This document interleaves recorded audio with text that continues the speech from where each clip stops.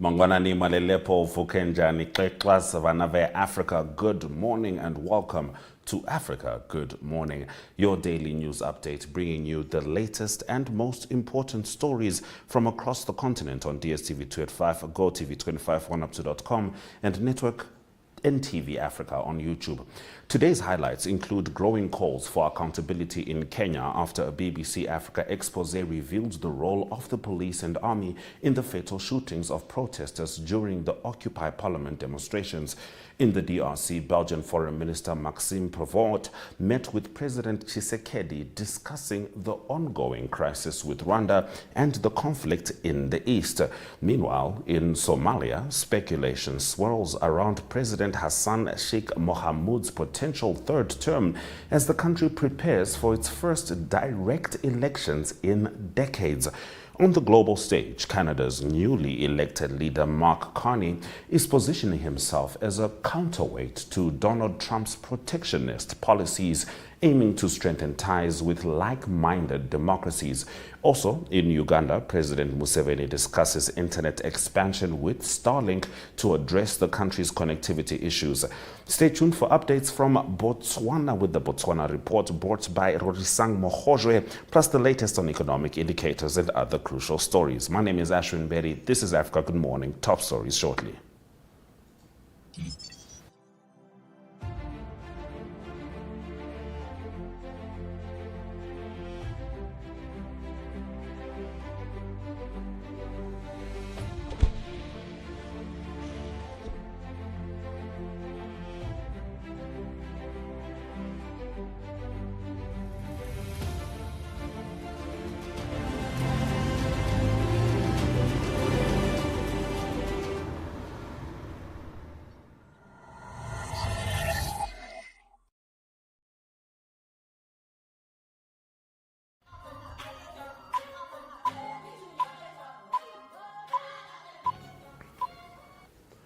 Calls for accountability are intensifying in Kenya after a BBC Africa Eye investigation identified members of the police and army who fatally shot 3 unarmed protesters during the Occupy Parliament demonstrations in Nairobi on 25 June 2024. The protests, which drew over 100,000 people, erupted in response to a controversial finance bill aimed at raising $2.7 billion through increased taxes. Human rights groups, including Amnesty International and the Kenya Human Rights Commission, have called for public inquiries and legal action against the security personnel involved, accusing the state of using unnecessary and excessive lethal force that left at least 65 dead and dozens missing. The documentary, titled Blood Parliament, used open source footage to trace the killings directly to uniformed officers, prompting fierce public debate, a cancelled Nairobi screening due to government pressure, and condemnation from the opposition, who claimed the killings were premeditated. Despite denials from the police and military and no officers being charged, Kenya's Independent Policing Oversight Authority confirmed 41 of 60 protest-related deaths involved gunshots and has referred 2 cases to court. Meanwhile, online outrage continues with growing demands for President William Ruto to be held accountable amid government silence and efforts by some lawmakers to discredit the BBC. Belgium's Deputy Prime Minister and Foreign Minister Maxime Prévost concluded his tour of the Great Lakes region with a visit to the Democratic Republic of Congo, where he met with Prime Minister Judith Suminwa and President Felix Tshisekedi in Kinshasa. Their talks focused on crisis with Rwanda and the conflict in eastern DRC. Prévost welcomed recent mediation efforts by Qatar and the US that led to agreements in principle between Kinshasa and both the M23 rebels and the Rwandan government, but urged caution and close monitoring of outcomes. He emphasized that Belgium's approach is not transactional and reassured Tshisekedi that Brussels has no intention of exploiting Congo's resources, while also encouraging the Congolese government to prioritize local peace initiatives. Speculation is growing over whether Somali President Hassan Sheikh Mohamud will seek a third term in the country's landmark 2026 elections, the first direct vote in over 50 years. Speaking to local media, Mohamud said a decision on his candidacy will depend on political dynamics closer to the election, but stressed that his current priority is stabilizing Somalia, strengthening the economy, and ensuring the success of electoral reforms. Since returning to office in 2022, the president has been credited with improving security in Mogadishu, leading to a revival in commerce. The National Independent Electoral Commission officially launched voter registration this month, marking a major step toward Somalia's first one-person, one-vote elections in decades. Meanwhile, the opposition is beginning to organize and the political landscape remains volatile. Some analysts argue that the ambiguity around Mohamud's intentions could be a strategic move to maintain control over the process. As election preparations intensify, many observers are watching to see whether Somalia's fragile progress can withstand the pressures of incumbency and democratic transition. Mark Carney has led Canada's Liberals to victory in Monday's election, returning the party to power and positioning himself as a global counterweight to Donald Trump's protectionist policies. Though his party may only hold a minority in parliament, Carney's international experience as the only person to have led two G7 central banks gives him immediate credibility on the world stage. During the campaign, Carney criticized Trump and called for Canada to help lead a coalition of like-minded democracies committed to free trade and multilateralism. Trump's recent tariffs on Canadian goods and talk of annexation appeared to backfire, with Canadians boycotting U.S. products and travel. Analysts say Carney now aims to strengthen trade with Europe, Australia, and Asian democracies, reduce Canada's reliance on the U.S., and play a leading role at the upcoming G7 summit. While he is unlikely to match the global influence of Merkel or Macron, experts believe Carney's financial credibility and diplomatic tact could help him navigate a careful relationship with Trump, particularly as other elections around the world show rising resistance to Trump-style conservatism. Lecturers in Zimbabwe, especially at the University of Zimbabwe, are once again striking, and their reasons are painfully clear. Since October 2018, their salaries have plummeted by nearly 87%, where a junior lecturer once earned between 2,250 US and 2,500 per month. They now earn a mere $230 to $300. Some part-time lecturers are reportedly receiving as little as $2.50 per hour, less than the price of a loaf of bread in many parts of the country. These wages are not just symbolic of undervaluation, they have real devastating consequences. Many lecturers can no longer afford decent accommodation, transport, or even to send their own children to the very universities where they teach. Munyaradzi Gwisai, legal advisor for the Association of University Teachers, delivered a scathing critique of the situation. This footage is courtesy of the Citizen's Voice. So no real lectures are taking place, no marking of exams is taking place. Lecturers have withdrawn their phones, they've withdrawn their laptops, and as we go into the coming week, the strike continues. It's something that we do not feel proud of, because we are parents. These are our children. We are lecturers. These are our students. So we believe that this matter must be addressed as a matter of urgency, so that the university is brought to normalcy. And also, as I've already said, do we have to wait until the 14 other universities join so that even more students suffer, even more parents suffer? So we hope that the picket has sent a message, and we hope that the university management, as well as the Minister of Higher Education, Dr. Shava, as well as the Chancellor of the university, President Mnangagwa, will respond. We believe the money is there. We have seen people like Chivayo dish out car after car worth 250, 300,000. So we've seen these people dish out all these amounts of money.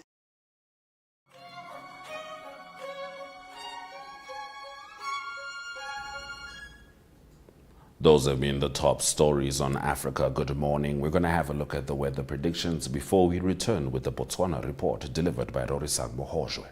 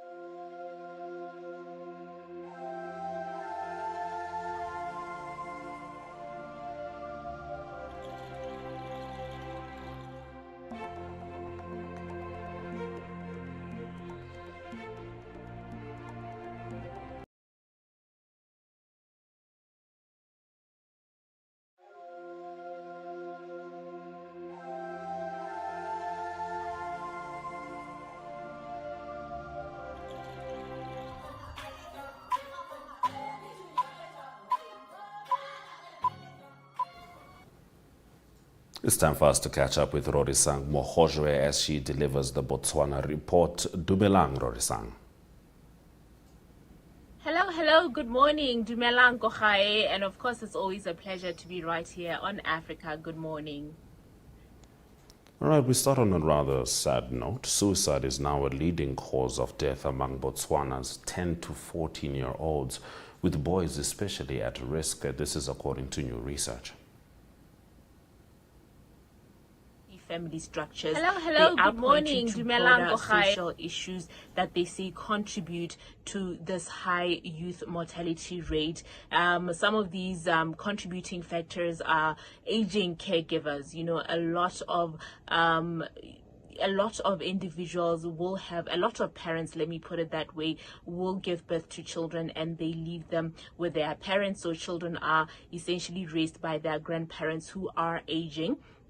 And so this also contributes to, you know, the depression and the mental health issues that these young ones are going through. Another one is illness, where their caregivers fall ill and some of them even die. Bereavement is also one of those contributing factors to mental health issues that are being experienced by young adolescents. And, you know, all of these that are being pointed out by these experts, really they contribute to the broken and unsupported family environments, and therefore they are warning that a lack of family health structures, really healthy is the key word there, healthy family structures, as well as limited community involvement these days, it continues to undermine the mental health, mental well-being of adolescents across the country. And they are calling for, you know, not only improved mental health awareness programs, but also, you know, support from the community, because as we know, it takes a village to raise a child. Now, Rorisang, Acting President Mwete Mohwasa urged district leaders to boost service delivery as Botswana prepares to launch National Development Plan 12 on November 1 this year. Yes, good morning, President of the country, and of course it's always a pleasure to be right here holding down the fort for President Duma Boko, who is currently out of the country, is on a consultative tour around the country, you know, consulting members of the public as well as relevant stakeholders all across the country on the National Development Plan 12, that's the NDP 12, and NDP 12 is basically government's plan to improve the socio-economic development of the country, which includes the economic development as well as infrastructural development in order to improve the lives of the citizens in the country. Now, he is saying to government workers or public service workers, especially district leaders, that they need to drive meaningful change when it comes to service delivery, because public service delivery as well as productivity in the public service is actually super low, and therefore he's urging leaders within the public service to up their game and lead this transformational change that the government wants to do as the NDP 12 approaches. It is supposed to be rolled out on the 1st of November 2025. He was saying this in the Northwest District of the country, where the chairperson of the Council of the Northwest also echoed this call for improved service delivery. And he's saying that perhaps the government should allocate a share of royalties from local resources to district councils, so that this would strengthen local governance and help councils meet community demands. He's also recommending that outsourcing, one of the things they could do is to outsource landfill management to private firms in order to boost operational efficiency and free councils to focus on broader development issues. Now, the country is expecting the implementation of the NDP 12 to take place or to begin in November of this year on the 1st, and with really a renewed focus on aligning national priorities with aspirations of Botswana. Now moving on, Rodisang. Botswana mourns the death of legendary coach Stanley Chosane, who led the Zebras to their historic 2012 AFCON debut. Sad news for the sporting fraternity as the country continues to mourn the death of the iconic football legend, the first Botswana coach to lead the national team Zebras ZB to the AFCON, the African Cup of Nations. Brastan, as he is affectionately known, died last week at the age of 68, and just yesterday a memorial service was held to celebrate his life. His tenure began in 2008 following years of service in various roles within the national team, as well as stints with local clubs including Matebejane, Khabani United, Mogoditane Fighters and BDF 11.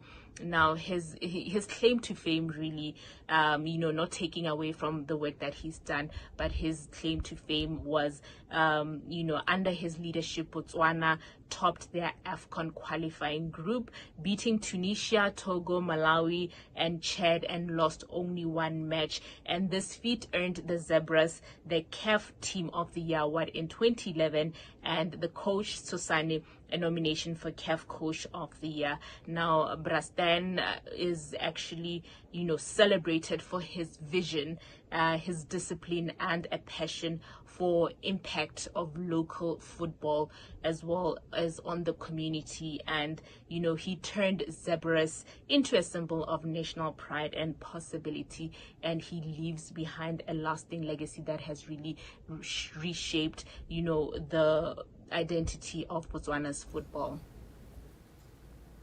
Alright, sang in the last of your stories, the Botswana Telecommunications Corporation, BTC, donated 500,000 pula to vulnerable communities from proceeds of its Francistown Marathon, which drew over 3,800 participants, with Zimbabweans winning the top races.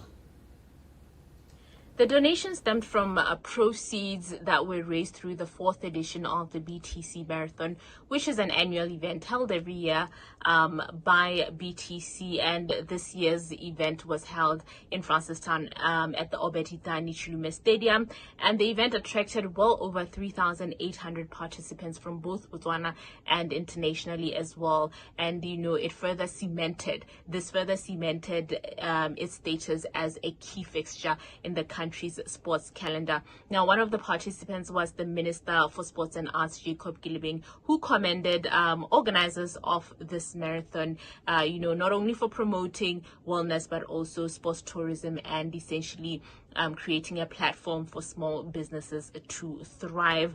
The marathon also featured multiple race categories, including wheelchair, 5 kilometers, 10 kilometers, 21, and a full 42-kilometer marathon. And Zimbabwean runners dominated the main event. We understand that participants, including Moses Tarakinyu, won the men's race in 2 hours 14 minutes, as well as Ethel Pangiso claiming the women's title within 2 hours 54 minutes, and both walked away with 35,000 pula in prize money. Let's hear what these athletes had to say. Yeah, my name is Moses Tarakinyu. I managed to take position 1 because like my preparation was very good, because I was supposed to go to Europe, to race in Europe for chasing world champs times, but I couldn't make it because I didn't manage to take visa. So that's why maybe I managed to take position 1. How marathons like BTC marathons do help you to improve or to increase your chances of participating at marathons overseas? Yeah, marathon like BTC, it helps us very, very well, because like here in Africa, we have different temperatures as compared to Europe. So if you can run here in Africa 214, maybe if I can manage to go to Europe, maybe I can run under 210. So it helps us. What can you say to the organizers of this particular marathon in terms of your participation in future? To the organizers of this race, I want to thank them very much, because it's an organized race. Yeah, it's very organized race. Yeah. Are we going to see you next year? Yeah. Thanks, Moses. Thank you, Rory Sang, for bringing us such a comprehensive report from Botswana. Thank you very much, Ashwin. Always a pleasure to be here. Until next time, good morning, Africa. All right, let's have a look at the economic indicators.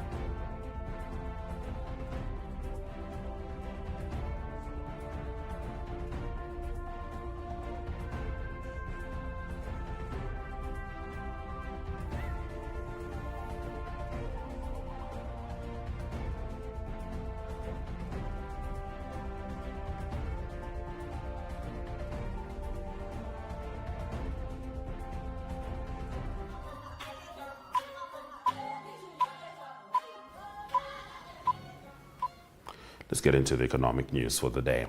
Ugandan President Yoweri Museveni held a productive meeting with representatives from Elon Musk's Starlink, a satellite internet company which is looking to expand its services in Uganda. Starlink, a unit of SpaceX, is already operational in several African countries and aims to provide low-cost internet in remote areas of Uganda, where consumers have long struggled with expensive and unreliable internet services.